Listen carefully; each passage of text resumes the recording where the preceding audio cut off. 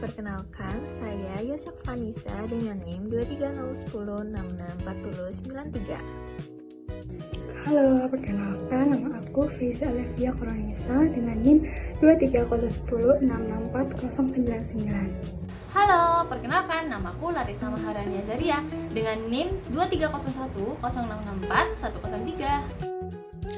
Halo, aku Iza Safitri Rismayani dengan NIM 23010664106. Perkenalkan, nama aku Amadia Nur Pawesti dengan 3 digit NIM terakhir 118.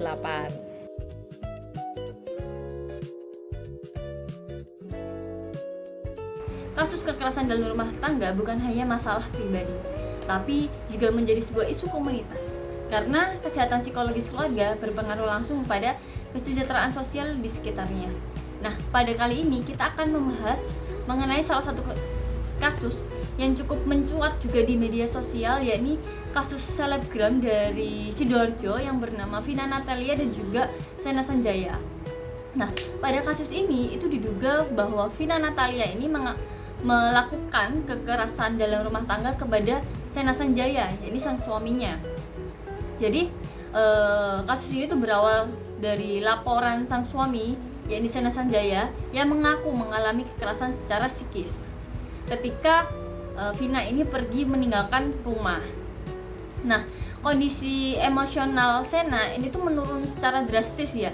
Jadi dia ini sering frustasi, terus sering juga duduk sendirian hingga larut malam, depresi, bahkan juga ia sering memukul meja karena adanya tekanan batin tadi. Nah, persidangan di Pengadilan Negeri Surabaya ini tuh mengungkap adanya sebuah ketegangan yang cukup besar di rumah tangga tersebut yang juga disertai tuntutan finansial yang besar.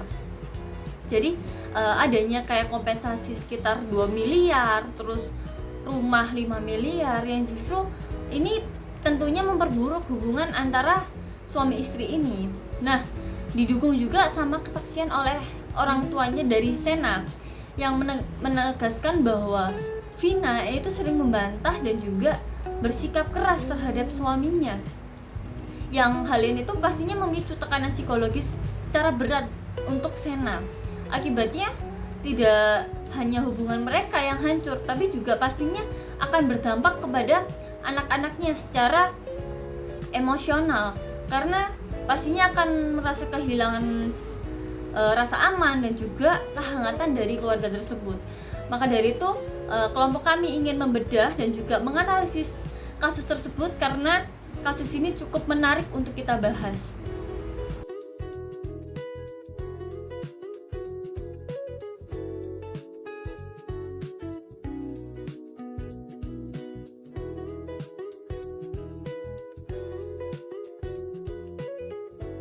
Oke, baik. Di sini aku akan menjelaskan lebih lanjut mengenai dampak terhadap kesejahteraan itu bagaimana sih.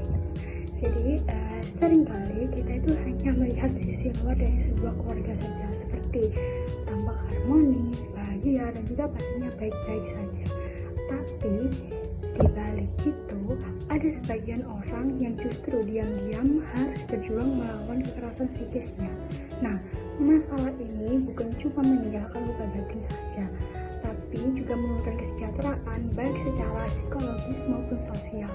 Nah, ketika seseorang terus mengalami tekanan mental ataupun ucapan yang menyakitkan, rasa percaya diri mereka dan juga rasa amannya ini perlahan menghilang. Anak-anak juga yang menyaksikan hal seperti ini itu pun ikut terdampak. Mereka itu bisa mengalami trauma, bahkan bisa meniru pola hubungan yang tidak sehat saat dewasa nanti. Nah, lebih jauh lagi, kekerasan psikis juga bisa mengerus kepercayaan masyarakat terhadap lembaga keluarga dan juga hukum. Nah, masyarakat ini meragu seperti apakah keadilan benar-benar bisa melindungi korban, dan kalau konflik seperti ini dibiarkan terus terjadi, dampaknya ini bisa meluas seperti produktivitas menurun, hubungan sosial jadi renggang, dan juga ketahanan masyarakat ini pun ikut melemah. Nah, jadi kekerasan psikis ini bukan hanya masalah pribadi saja, tapi menghadapi masalah bersama. Karena kesejahteraan sosial ini dimulai dari keluarga yang sehat, seperti sehat secara fisik, emosional, dan juga secara mental. Dalam kasus ini, anak-anak menjadi pihak yang paling merasakan dampaknya. Mereka mengalami tekanan emosional akibat konflik dan perpisahan orang tua. Hal ini tampak dari munculnya tanda-tanda kebingungan, rasa kehilangan, dan ketidakamanan emosional. Pernyataan anak bungsu yang berharap keluarganya bisa kembali seperti dulu itu tuh menunjukkan adanya kerinduan mendalam sekaligus potensi trauma psikologis karena tumbuh di lingkungan penuh pertengkaran.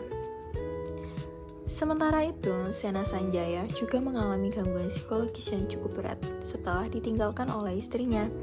Ia tampak kehilangan fokus, menarik diri, dan sulit mengendalikan emosi, yang menunjukkan adanya stres dan depresi akibat tekanan rumah tangga. Selain itu, Vina Natalia juga turut terdampak secara sosial. Sebagai figur publik, ia tuh menghadapi tekanan dan pemberitaan dari sorotan masyarakat yang dampak mempengaruhi kondisi mental serta citra dirinya. Secara keseluruhan, konflik ini memberikan dampak luas bagi seluruh anggota keluarga. Namun yang paling besar beban emosional, sosial, dan psikologisnya dialami oleh anak-anak dan suaminya. Nah, dari kasus ini kita telah menganalisis ada 5 penyebab utama. Jadi, yang pertama ini tuh masalah ini bisa muncul karena adanya ketidakharmonisan secara emosional yang sudah menumpuk. Jadi, suami istri ini tuh sudah tidak selaras secara perasaan dan juga emosinya. Terus tidak saling memahami, sering terjadi cekcok, emosi, marah, kecewa, dan lain sebagainya. Lalu yang kedua ini juga ada pola komunikasi yang tidak efektif. Hal ini tuh pastinya juga akan memperburuk keadaan ya, karena Vina di sini tuh digambarkan sering membantah suami, melawan suami, sementara Sena ini tuh memilih untuk diam dan juga menutup diri, sehingga keduanya itu sulit untuk saling memahami. Terus juga yang ketiga, adanya ketidakseimbangan peran dalam keluarga ini. Jadi Vina itu lebih sering beraktivitas di luar rumah, sementara beban untuk pengasuhan itu tuh banyak dibebankan kepada sang suaminya, yaitu Sena. Terus yang keempat ini juga diperparah karena masalah keuangan atau ekonomi. Jadi adanya tuntutan kompensasi sebesar miliaran rupiah yang pastinya menimbulkan rasa curiga dan juga ketidakpuasan. Nah, yang terakhir kan karena mereka juga sebagai figur publik ya, pastinya ada tekanan sosial dan juga sorotan media yang akhirnya membuat masalah itu semakin sulit untuk diselesaikan secara pribadi.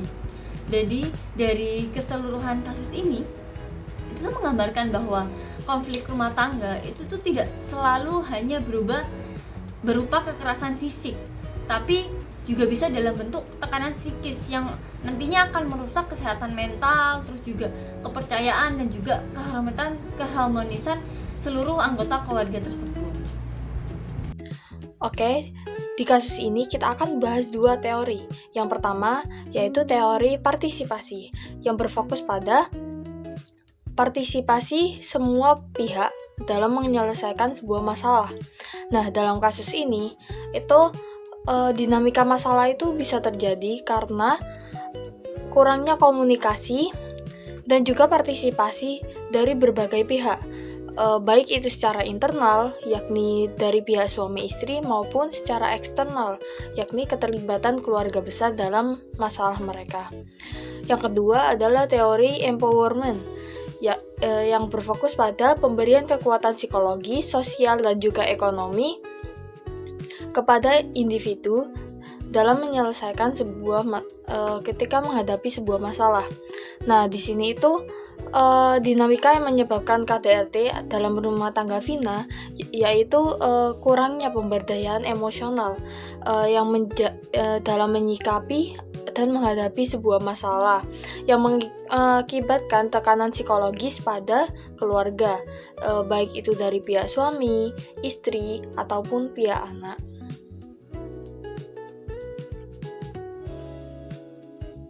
Variabel yang menjadi penyebab utama antara lain ada 3. Yang pertama yaitu komunikasi. Dikarenakan pasangan tersebut memiliki komunikasi yang terbilang tidak cukup terbuka antara satu sama lain, dari si Vina yang suka membantah, terus terasa seperti tidak ingin diajak mengobrol oleh suaminya sendiri. Nah, hal ini tuh mengakibatkan mereka sering salah paham karena mereka tuh nggak ada tempat gitu loh untuk saling berusaha memahami satu sama lain. Variabel yang kedua adalah ketidakadilan peran. Sepasang suami istri tersebut, dari kesaksian Papa Sena sendiri disebutkan Vina tuh sering keluar dari rumah dari malam hingga pagi. Hal ini tuh mengakibatkan beban untuk mengurus anak-anak yang seharusnya dilakukan bersama, berdua. Akan tetapi mau nggak mau ya hanya dilakukan oleh Sena sendiri si suami, dikarenakan istrinya tersebut jarang sekali di rumah. Variabel yang ketiga adalah konflik ekonomi. Vina meminta kompensasi dengan biaya yang terbilang cukup tidak masuk akal ya kepada Sena, meskipun sang suami pun yang pada akhirnya memenuhi permintaannya tersebut agar mereka berdua tuh bisa tetap bertahan. Namun hal tersebut itu juga nggak menimbulkan Vina puas gitu loh. Malahan dia menggugat cerai serta meminta biaya kompensasi yang nominalnya terbilang lebih fantastis lagi dari sebelumnya. Nah, berdasarkan analisa tersebut dari kasus KDRT Vina dan Sena, 3 variabel utama yang udah aku sebutin tadi, terdapat satu variabel yang dinilai itu sebagai faktor yang paling relevan, valid, dan juga rasional untuk diubah, yaitu komunikasi. Karena komunikasi yang bermasalah, tidak terbuka, dan cenderung defensif antara pasangan seringkali menjadi akar utama dari munculnya berbagai permasalahan yang lain. Kurangnya keterbukaan membuat kedua pihak tuh sering salah paham, saling menyalahkan, dan juga gagal memahami perasaan masing-masing. Kondisi ini kemudian tuh berdampak pada ketidakseimbangan peran, di mana beban pengasuhan anak lebih banyak ditanggung oleh suami, serta memperparah konflik finansial yang sudah ada. Dengan demikian, memperbaiki pola komunikasi merupakan langkah paling realistis dan juga efektif untuk mengurangi ketegangan emosional. Dalam hubungan mereka, perubahan ini dapat dicapai melalui peningkatan keterampilan komunikasi empatik, asertif, dan juga reflektif. Pasangan dapat lebih memahami kebutuhan dan juga perspektif antara satu sama lain. Bersamaan dengan peningkatan komunikasi, pembagian peran, dan juga pengelolaan ekonomi, keluarga kemungkinan besar tuh juga akan menjadi lebih baik gitu loh, dan juga lebih sehat karena mereka saling berkomunikasi kan. Oleh karena itu dalam konteks kasus ini, komunikasi itu menjadi variabel yang paling tepat untuk difokuskan dalam upaya perubahan dan intervensi psikologis. Nah, kesimpulan yang dapat kita ambil dari penjelasan hari ini adalah kasus Vina, Natalia, dan juga Sena Sanjaya menunjukkan bahwa konflik rumah tangga dapat menimbulkan tekanan emosional bagi semua pihak. Anak-anak pun mau gak mau menjadi korban psikologis, sementara orang tua menghadapi beban mental dan juga sosial. Hal ini tuh menegaskan pentingnya komunikasi dan pengendalian emosional dalam keluarga. Sekian dari penjelasan analisis kasus kita hari ini. Terima kasih.